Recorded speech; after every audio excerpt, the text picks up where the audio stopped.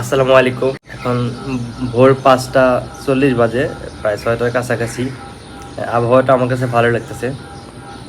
তো আমি একটু এখন আবহাওয়াটা খুবই শান্ত, কিন্তু আমাকে মনে হচ্ছে না শান্ত আছি। সাপোজ গভর্নমেন্ট জবের মানে চাকরি বরাদ্দ আছে 500 জন, কিন্তু জব ক্যান্ডিডেট আছে লাগা 5,000। তো এখন বাদ বাকি লোক কি মূলা চাষ করবে? তো এখন কিছু আইডিয়া নিয়ে কথা বলবো। আমি এই মুহূর্তে একটা ইউনিক আইডিয়া নিয়ে কথা বলবো, যেই আইডিয়াটা বাংলাদেশে এখন পর্যন্ত বাস্তবায়িত হয়নি। তার আগে কিছু গল্প করে নেই হাবিজাবি। আমার আইডিয়া নিয়ে কথা বলার আগে কয়েকটা ব্লগারের নাম বলি। এক নম্বরে আছে ফুড আফি, এটাকে সবাই চেনেন কম বেশি। তারপর আছে রাফসান দা ছোট ভাই, নাদির অন দ্য গো, খোদা লাগছে। আর একজন আছে ফ্রম ইন্ডিয়া, সৌরভ যোশী, তার 25.8 মিলিয়ন সাবস্ক্রাইবার। তো আমার আইডিয়াটা হচ্ছে ভাষা। বাংলাদেশে কত ধরনের ভাষা আছে, মানে আঞ্চলিক ভাষা আছে। আমার এ বিষয়ে রিসার্চ করা নাই, আমি রিসার্চ অতটা পছন্দ করি না।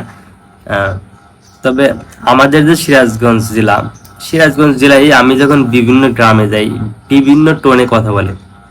তো আমরা কিন্তু এই গ্রামীণ যে আঞ্চলিক ভাষা আছে, সেই ভাষাগুলো শুনতে খুব ভালো লাগে।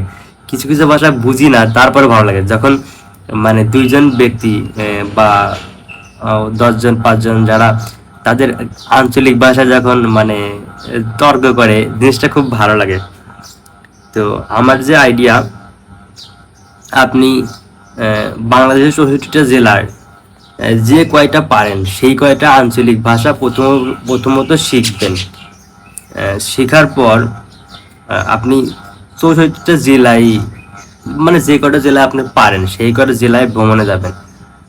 বিশেষ করে যারা একদমই লেখাপড়া জানে না, মানে পড়াশোনা জানে না, বিশেষ করে যারা আঞ্চলিক ভাষায় কথা বলে, বইয়ের যেটা স্বীকৃত ভাষা আছে মানে সে সম্পর্কে তাদের কোনো ধারণা নেই। তারা দিন আনে দিন খায়, মাটি কাটে, ওয়ার্কশপে কাজ করে, বিভিন্ন জায়গায় মানে দেখা যায় কপাল দিয়ে ঘাম ঝরে, দেখা যায় হাত পেটে পেটে রক্ত বের হয়।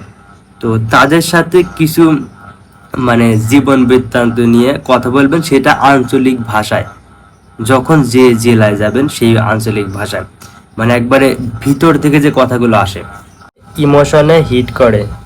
তো যখন আপনি সিরাজগঞ্জ যাবেন, সাপোজ সিরাজগঞ্জের ভাষায় বা তাদের আঞ্চলিক ভাষায়, আঞ্চলিক টোনে যখন কথা বলবেন, দেখবেন সিরাজগঞ্জ থেকে আপনি প্রচুর ফলোয়ার এবং সাবস্ক্রাইবার পাবেন। আবার যখন নোয়াখালী যাবেন, তখন নোয়াখালীর ভাষায় যখন কথা বলবেন, বিশেষ করে যারা একবারে মানে নিম্ন, আমি কথাটা কেমন শোনায়, মানে মানে যারা দিন আনে দিন খায়, তাদের সাথে মন খুলে কথা বলবেন। তাদের কি কি কষ্ট হয়, কিসে খুশি হয়, বা মানে এরকম বিষয়ে কথা বলবেন। তো যখন একে একে বরিশাল যাবেন, মানে বিভিন্ন জায়গায় যাবেন, যেগুলো মানে আঞ্চলিক ভাষাগুলো যেগুলো খুবই মানে শুনতে ভালো লাগে। আবার রাজশাহী আছে, পাবনা আছে। তো এরকম জায়গায় এরকম বিষয় নিয়ে যদি কথা বলেন, আমি বিশ্বাস করি এই টপিক নিয়ে এখন পর্যন্ত বাংলাদেশে কেউ কোনো ব্লগার হয়নি। তো আবার বলতে পারেন যে তুমি করো না, অথবা আপনি করেন না কেন।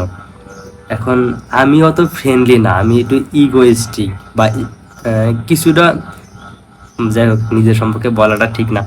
মানে আমি যে একজনের সাথে ফ্রেন্ডলি কথা বলবো, মানে আমি বলতে পারি না, আমার এক্সট্রা কথা বের হয় না। সাপোজ অনেকেই আছে উপন্যাসের মতো কথা বলতেই থাকে। আবার কেউ আছে উপন্যাস পড়ার মতো কথা শুনতেই থাকে। মানে আমি এমন একজন লোক, মানে দেখা যায় যে কেউ মানে উপন্যাস লিখে দিতেছে আর আমি দুই লাইন মেসেজ দিতেছি, মানে আমি কত শর্টেন। আবার কেউ উপন্যাস পড়তেছে, কেউ শুনতেছে, আমি উপন্যাস পড়ার সময় নেই, শোনার সময় নেই, আমি একটা মেসেজ শুনতেছি। মানে আমি একবারে শর্টে না, আমি যে ফ্রেন্ডলি কথা বলবো আমি ওগুলো পারি না। তো আমার কাছে এই আইডিয়াটা ভালো লাগছে। যদি আমি ফ্রেন্ডলি কথা বলতে পারতাম, মানে অনেক টাইম কথা বলতে পারতাম বা অনেক টাইম শুনতে পারতাম, তাহলে আমি এই আইডিয়াটা নিয়ে কাজ করতাম। Thank you so much.